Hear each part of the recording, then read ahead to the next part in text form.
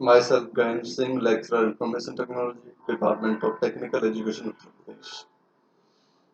Cloud computing lecture series का ये lecture number 10 है और इसमें हम एसएलए मैनेजमेंट्स के जो रिमेनिंग पार्ट्स है जो हम बताएंगे ओवरव्यू, और उसके जो इंट्रोडक्शन पार्ट था वो हमने डिस्कस कर लिया था लेक्चर 9 में।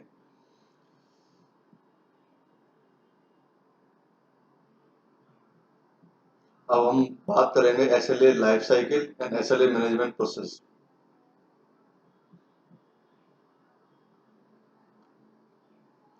A life cycle of SLA. SLA means a service level agreements. इसके 5 स्टेप्स होते हैं। First is the contract definition, publishing and discovery, third negotiation, fourth operational, and fifth is decommissioning. These are some basic steps for doing the service level agreement between the cloud service providers and the customers. Contract definition. Generally, a service provider defines a set of services which offerings and corresponding SLAs using standard templates. Service provider जो होता है एक set of service define कर देता है या एक set of services का एक कैटलॉग तैयार करता है और उसको जनरली ऑफर कर देता है कस्टमर के लिए। ये मेरा मान के ये सर्विसेज का कैटलॉग है क्लाउड सर्विस प्रोवाइडर का। इसमें जो सर्विसेज की आपको रिक्वायरमेंट्स है आप उसके हिसाब से अपनी रिक्वायरमेंट फिलअप करके दे दीजिए, फिर हम दोनों आपस में बैठ के एक कॉन्ट्रैक्ट बना लेंगे जिसपे हम काम कर लेंगे आगे। These services offering from the catalog we have to discuss. Individual SLAs for the enterprises can be derived by customizing these base SLA templates.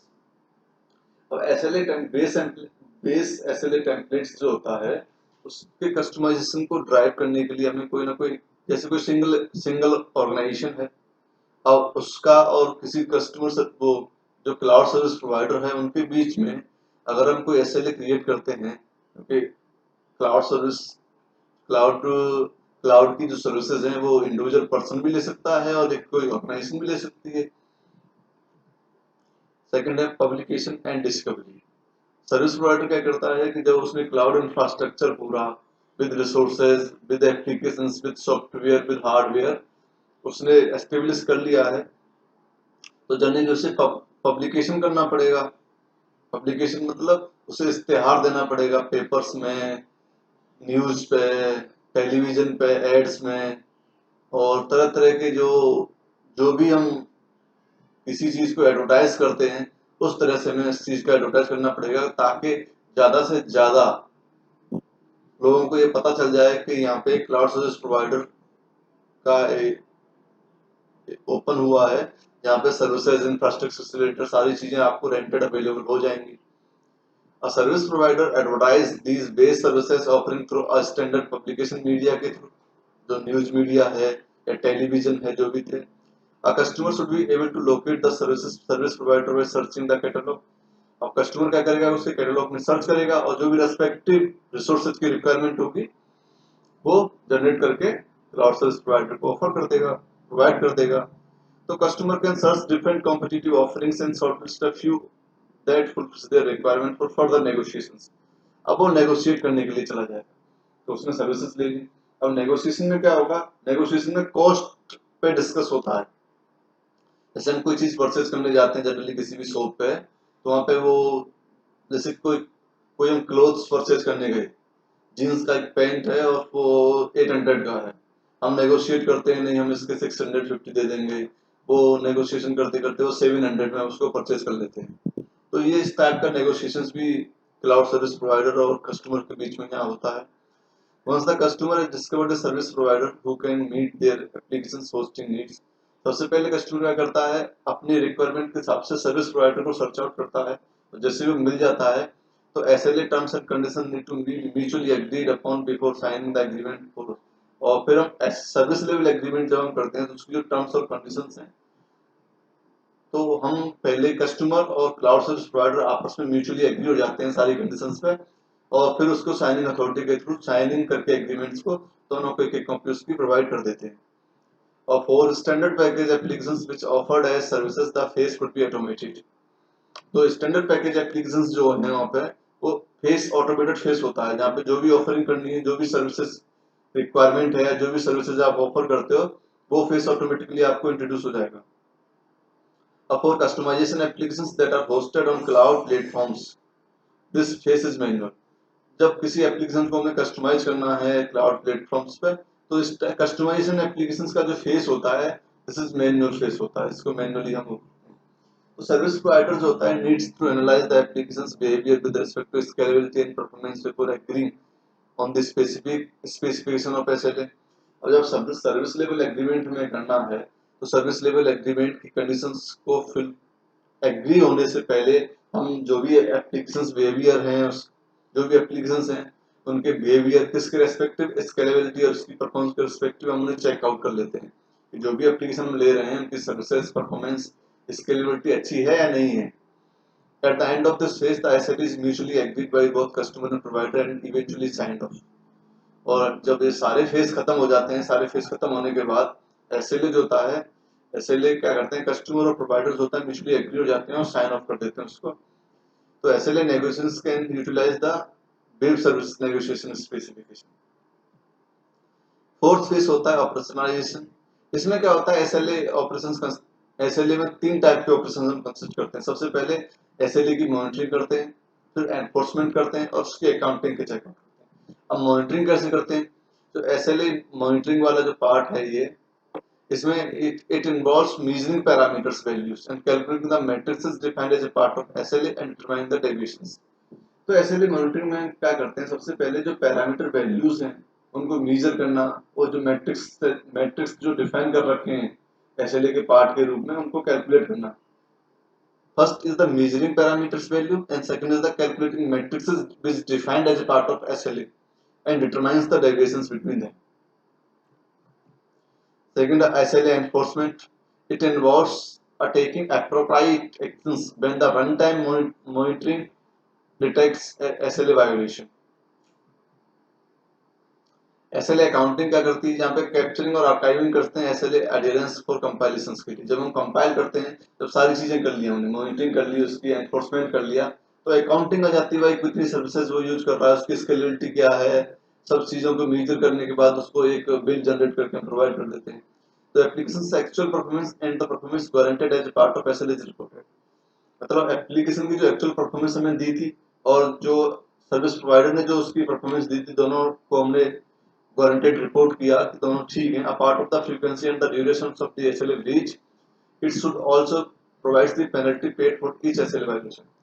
जब हमने सर्विस लेवल एग्रीमेंट हो गया कस्टमर और क्लाउड सर्विस प्रोवाइडर के बीच में, तो customer क्या करता है, जो भी एप्लीकेशन है उनको चेकआउट करता है कि जो परफॉर्मेंस और जो स्केलेबिलिटी, जो भी पैरामीटर्स दे रखे हैं, जो एक्चुअल परफॉर्मेंस है और जो हम जनरेट, जो हम रियली उस पर काम करके जो परफॉर्मेंस हम लेंगे, वो दोनों मीट कर रहे हैं कि नहीं कर रहे हैं। अगर नहीं करती है तो एसएलए वायलेशंस होता है। इस पे क्या है, कस्टमर सर्विस प्रोवाइडर, जो कस्टमर जो होता है, कस्टमर सर्विस प्रोवाइडर के ऊपर पेनल्टी पेड कर सकता है। such actions could be notifying the concerned parties, charging some penalty besides the other thing। कोई चीज है, अगर वो, भाई मैं कोई चीज आपको दे रहा हूँ अप टू द, और वो अप टू द मार्क नहीं है, तो मैं आपके ऊपर पेनल्टी चार्ज करूंगा, सीधी सी बात है। The different policies can be expressed in the subset of the common information model, CIM. ये एक ओपन स्टैंडर्ड मॉडल होता है जो अलाउ करता है expressing managed elements of the data centres by the relationship and common objects के। जो data centres होते हैं, डेटा सेंटर्स के जितने भी एलिमेंट्स होते हैं उनको मैनेज करना का काम इस ओपन स्टैंडर्ड मॉडल का होता है। किसके थ्रू, या तो उनके बीच में एक रिलेशनशिप एग्जिस्ट कर दे या कोई कॉमन ऑब्जेक्ट ले। Decommissioning. SLA decommissioning involves termination of all activities performed under the particular SLA when the hosting relationship between the service provider and the service consumer has ended. Decommissioning का मतलब है कि यहाँ पे टर्मिनेशन हमें करना होता है। जब हम कस्टमर सर्विस प्रोवाइडर ने जो भी सर्विसेज कस्टमर को प्रोवाइड कराई क्लाउड सर्विस प्रोवाइडर ने, तो दोनों की जब रिक्वायरमेंट फुलफिल हो जाती हैं, दोनों के टास्क कंप्लीट हो जाते हैं, तो वहां पे हमें उन जो एग्रीमेंट हुआ उसे टर्मिनेट करना होता है। तो डीकमीशनिंग हमें दोबारा से उनके बीच में करनी पड़ती है। या फिर कोई दूसरी एप्लीकेशन अलॉटमेंट चाहते हैं कस्टमर, तो उसके हिसाब से अलग वो जो पुराना एसएलए है उसको टर्मिनेट करके नया एसएलए बना के दोनों के बीच में फिर से एक रिलेशनशिप एग्जिस्ट कर दी जाती है। SLA specifies the terms and conditions of contract terminations in a specified situation under which the relationship between a service provider and the service consumer can be considered to be a legally ended. तो SLA की जो terms and conditions हैं contract terminations के लिए वो सारी चीजें follow up करते हुए हम लीगली एंड कर देते हैं सबसे। नेक्स्ट आता है SLA मैनेजमेंट कैसे करते हैं क्लाउड में। इसके 5 फेसेस होते हैं।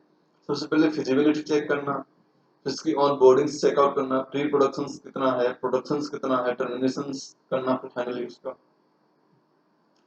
feasibility analysis. Service provider conducts the feasibility study of hosting and applications on their cloud platforms. जब भी हम कोई एप्लीकेशंस को क्लाउड प्लेटफॉर्म पे होस्ट करते हैं, एस्टेब्लिश करते हैं, तो वहाँ पे हमें उनकी फिजिबिलिटी स्टडी के बारे में हम चेकआउट करना पड़ता है कि ये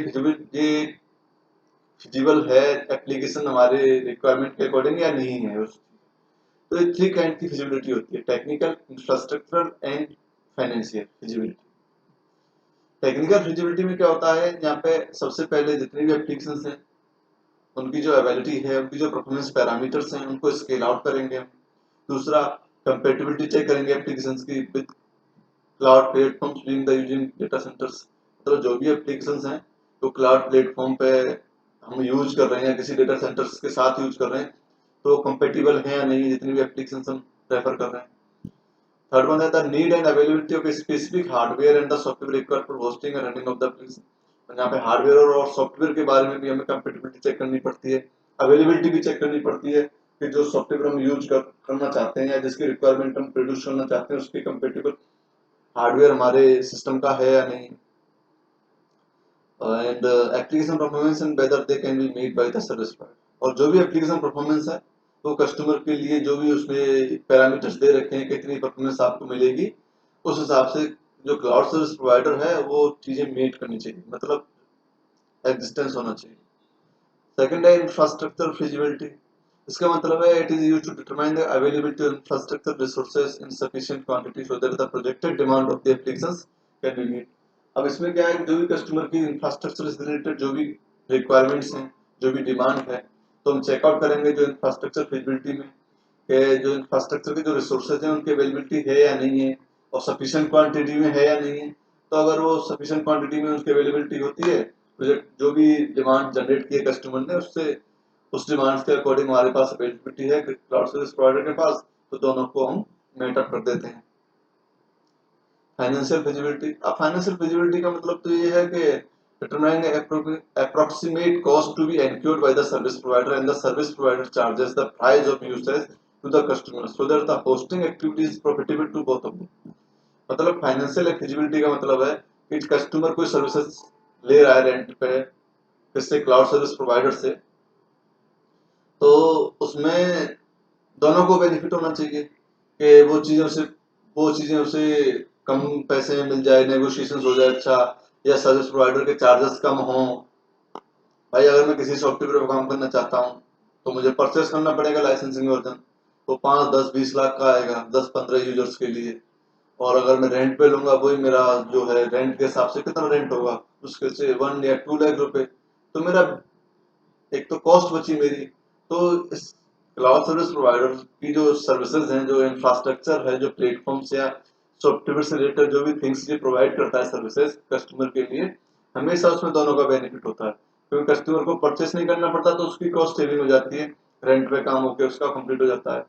और क्लाउड सर्विस प्रोवाइडर को एक कस्टमर मिल जाता है जो उसके रिसोर्सेज को यूज करे और उसका पेमेंट कर दे टाइम में। तो क्या करते हैं, तीनों चीजें हमने चेक कर ली, टेक्निकल, इंफ्रास्ट्रक्चर एंड फाइनेंशियल।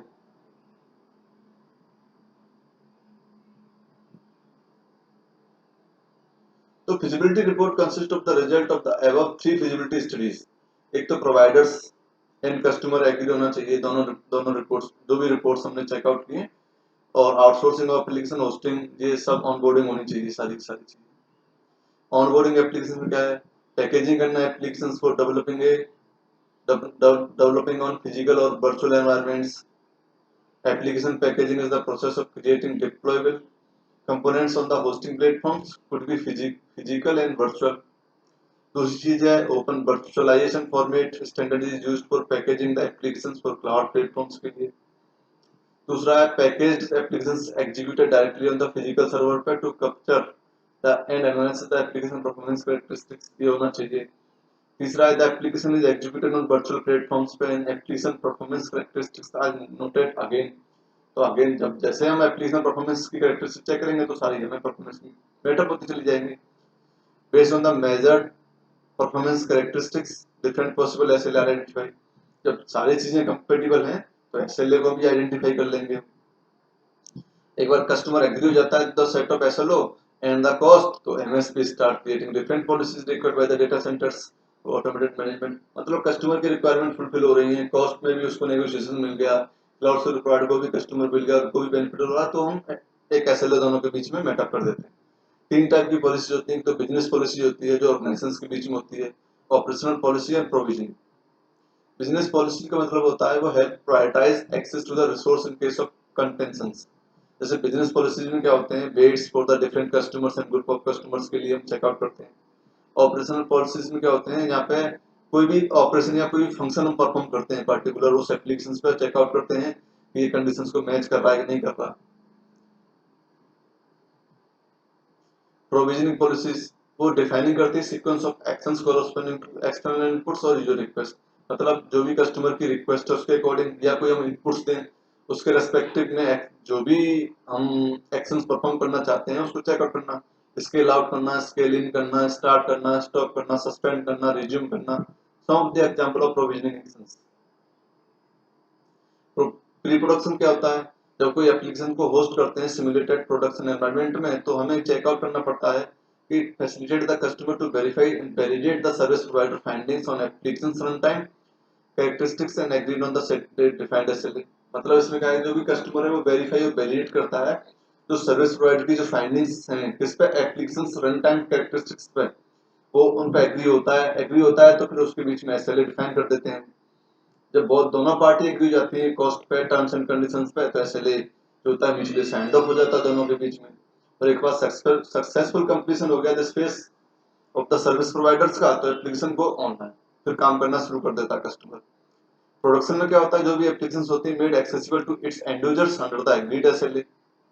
जो भी एसएलए बनाया है दोनों के बीच में, तो एंड यूजर्स जो होता है उन जितनी एप्लीकेशंस हैं उनको सब एक्सेस करता है और वर्कआउट करता है उन पे। There could be a situation when the managed application tends to behave differently in a production environment compared to the pre-production environment। तो इसमें सबसे पहले जब कितना प्रोडक्शन होगा उसमें सबसे पहले प्री प्रोडक्शन एनवायरनमेंट को चेकआउट कर लेंगे कि वहाँ पे क्या क्या फंक्शनलिटी यूज कर रहे हैं, क्या क्या टास्क परफॉर्म कर रहे हैं, जिसके हिसाब से हमारा जो प्रोडक्शन है वो कंप्लीट हो जाएगा। अगर एप्लीकेशन ऐसे list frequently onboarding activities repeated to analyse the application and its policies with respect to SLA fulfilment. मतलब कस्टमर की नीड्स फुलफिल होनी चाहिए, जो एप्लीकेशन हम दे रखे हैं उनकी परफॉर्मेंस अच्छी होनी चाहिए, जो कॉस्ट के हिसाब से उसको वैल्यू मिल रही है वो अच्छी होनी चाहिए। टर्मिनेट, जब दोनों का काम कंप्लीट हो गया, when the customer wishes to withdraw the hosted applications and does not wish to continue to avail the services of MSP for managing and hosting of its application, termination activity से जब वो services उसने use कर ली, उसका काम complete हो गया, तो हम फिर से टर्मिनेशन एक्टिविटीज को इनिशिएट कर देते हैं और दोनों के बीच में जो भी कनेक्टिविटी होती है उसे टर्मिनेट कर देते हैं। These are some references. अगर आपको मेरा वीडियो लेक्चर अच्छा लगा हो तो प्लीज इसे शेयर, सब्सक्राइब और लाइक करना ना भूलें। और अगर कोई सुझाव हो वीडियो लेक्चर के कंपेरेटिवली तो मुझे मेरे कमेंट बॉक्स में जाके इंटीमेट कर दो ताकि मैं और इम्प्रूवमेंट्स कर पाऊँ। और अगर इससे पहले के कोई लेक्चर्स देखने हैं तो पूरी लेक्चर सीरीज मैंने बना रखी है, तो आप वहाँ पे चेकआउट कर सकते हैं। Thank you.